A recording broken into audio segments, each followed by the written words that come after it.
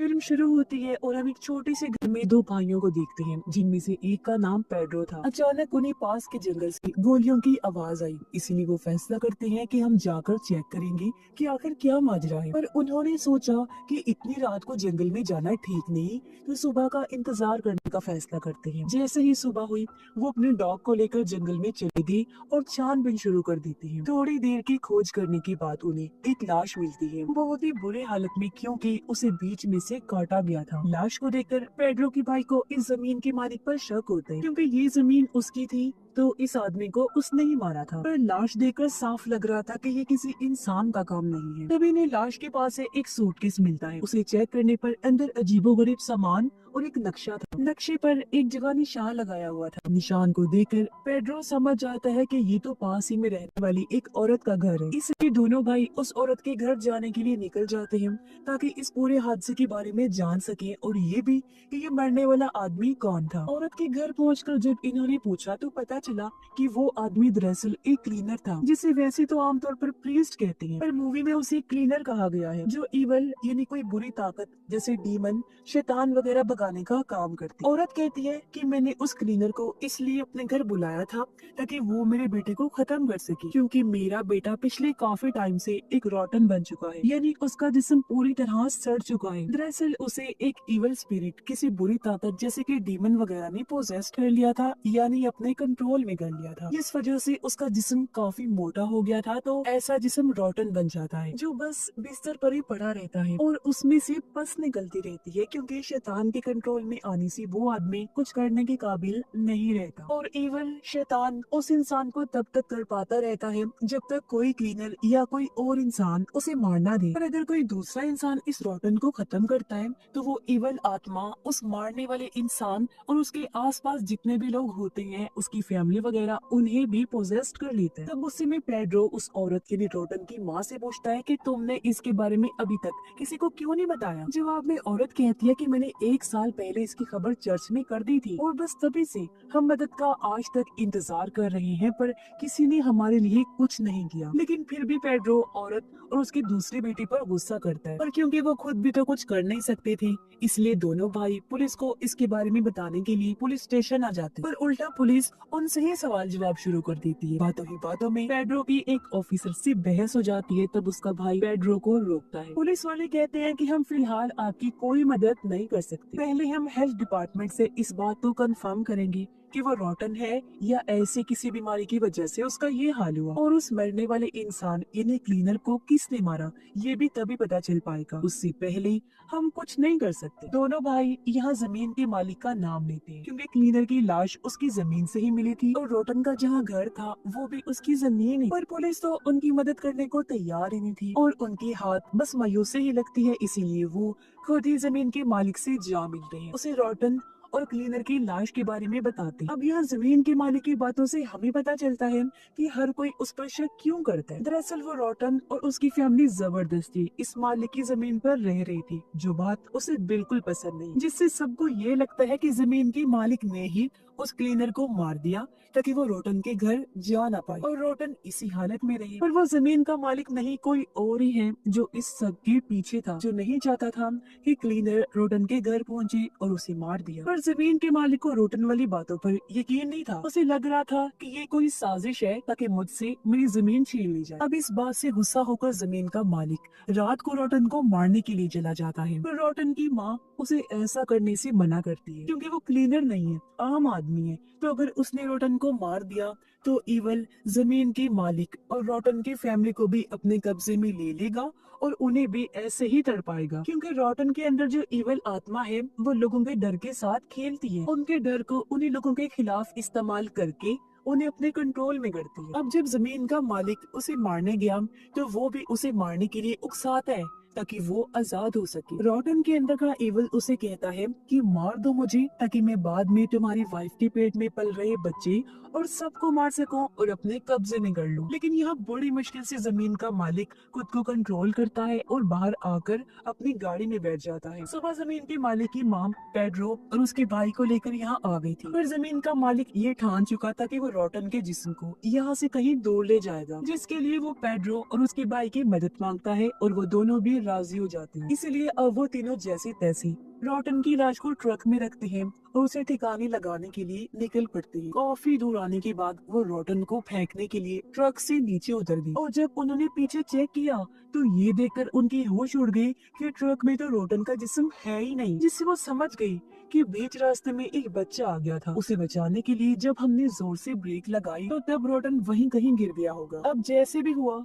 जमीन का मालिक तो यही चाहता था कि उसके जिस्म को ठिकाने लगा दिया जाए और अब वो काम होते ही वो तीनों अपने घर आ जाते हैं। सुबह जमीन के मालिक की वाइफ अपनी बकरियों को देखकर चिल्लाने लगती है। उसकी आवाज सुनकर वो बाहर आया। तब उसकी वाइफ बकरियों की तरफ इशारा करके एक अजीब बकरी दिखाती है जो उल्टी सीधी हरकतें कर रही थी और उसे ऐसे करते हुए जमीन के मालिक ने भी नोटिस कर लिया था। उसे देखने से साफ लग रहा था जैसे उसे शैतान ने पोजेस्ट कर लिया है, जो देखकर जमीन का मालिक बकरी पर गन तान लेता है और बकरी की हाव भाव देखने से लग रहा था जैसे उसके अंदर का इवल कह रहा है कि मुझे शूट करके मार दो, जिसके बाद मैं तुम्हारी फैमिली को खत्म कर दूंगा। और इस बार जमीन का मालिक अपने गुस्से पर काबू नहीं कर पाता और वो कर बैठता है जो उसे नहीं करना चाहिए था, यानी वो बकरी को सच में शूट करके मार देता है। यानी उसने वही कर दिया जो वो इवल चाहता था और अब एक जिस्म से आजाद होकर दूसरे में इवल जा सकता था। और अब वो चला जाता है जमीन के मालिक की वाइफ के जिस्म में। वो शैतान से पोजेस्ड होकर जमीन के मालिक पर कुल्हाड़ी से हमला कर देती है, जिससे उसकी मौत हो गई। ऐसा करने के बाद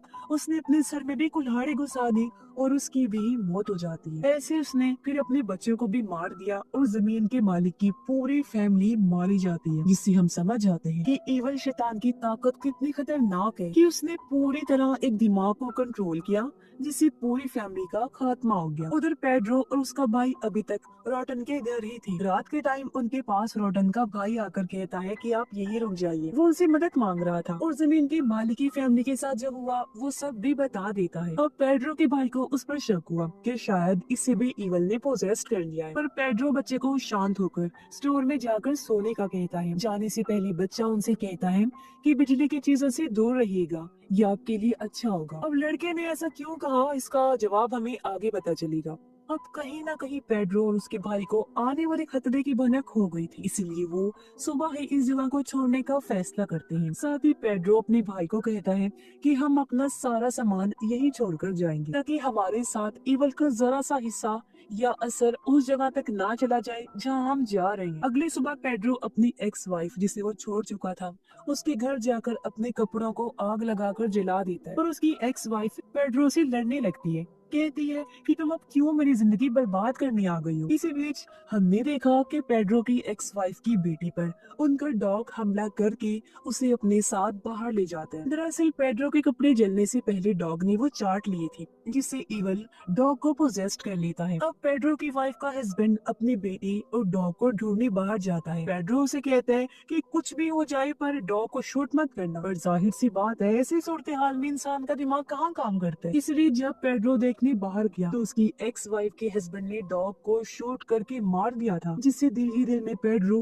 परेशान हो जाता है। यानी उसने वो कर दिया था जो उसे नहीं करना चाहिए था। फिर घर आकर पेड्रो हैरान और परेशान हो जाता है क्योंकि उसकी एक्स वाइफ की बेटी सही सलामत घर वापस लौट आई थी। बच्चे की माँ उसे जिंदा और सही सलामत देखकर काफी खुश हो जाती है, पर यहाँ बच्ची बड़ी अजीब बात कहती है कि अभी पापा गाड़ी से आकर आपको मार देंगे। ये सुनकर पेड्रो काफी घबरा गया।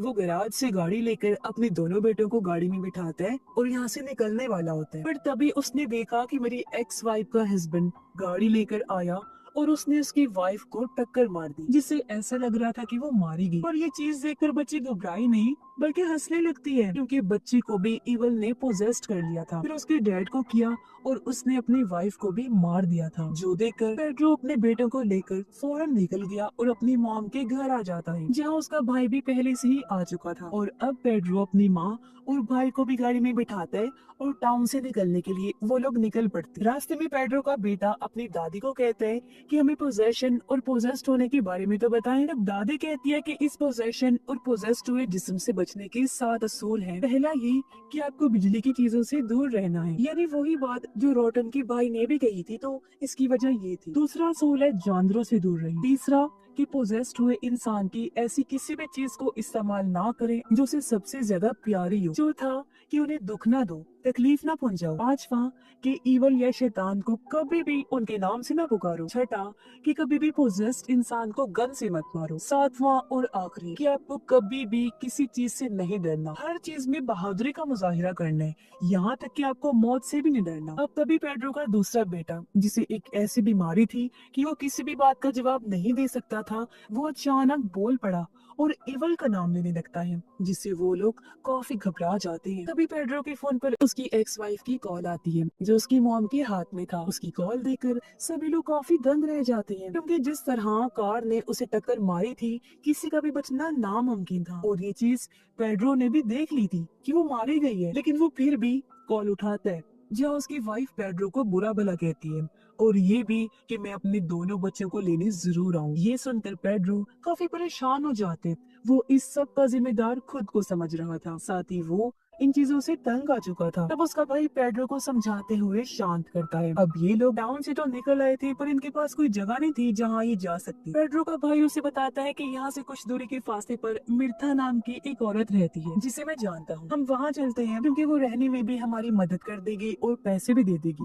क्योंकि वो काफी भली औरत है। इसीलिए वो लोग मिर्था के घर जा पहुँचे, जो एक क्लीनर भी रह चुकी है, और आज भी वो सारे सोलों पर अमल करती। वो इन्हें अपने घर में रहने की इजाजत दे देती है। पेड्रो का भाई मिर्था को भी वो सब बता देता है जो अब तक इनके साथ हो चुका था। इसी बीच हम पेड्रो और उसके भाई को भी आपस में बात करते हुए देखते हैं, और हमें अंदाजा हो जाता है कि उन दोनों भाइयों में बहुत प्यार है। अब आधी रात को पेड्रो की वाइफ वहाँ आई। वो उसके छोटे बेटे को लेकर बालकनी से कूद जाती है। पेड्रो ने भी उसे देख लिया था, उसे रोकने से पहले ही वो कूद चुकी थी, और जब चेक किया गया तो वो गायब हो चुकी थी। इसलिए पेड्रो को अपने छोटे बेटे की फिक्र होने लगती है। अब मिर्था, जो क्लीनर होने की वजह से इवल या पोजेस्ड को देख सकती थी, वो पेड्रो के बड़े बेटे को देखकर समझ जाती है कि ये भी पोजेस्ड हो चुका है। वो बताती है कि इवल इसके जिस्म में घुस गया है, पर क्योंकि ये ऐसा बच्चा है जो चुप रहता है, बोलता नहीं, तो इस वजह से इवल अभी तक इसके दिमाग को कंट्रोल नहीं कर पा रहा। इस वजह से इवल बस इसके अंदर कैद है। इसके बाद मिर्था अपने सारे क्लीनिंग के सामान को इकट्ठा करती है, यानी हथियार और जरूरी सामान, और कहती है कि हमें रोटन को खत्म करना ही होगा। पर पेड्रो का भाई कहता है,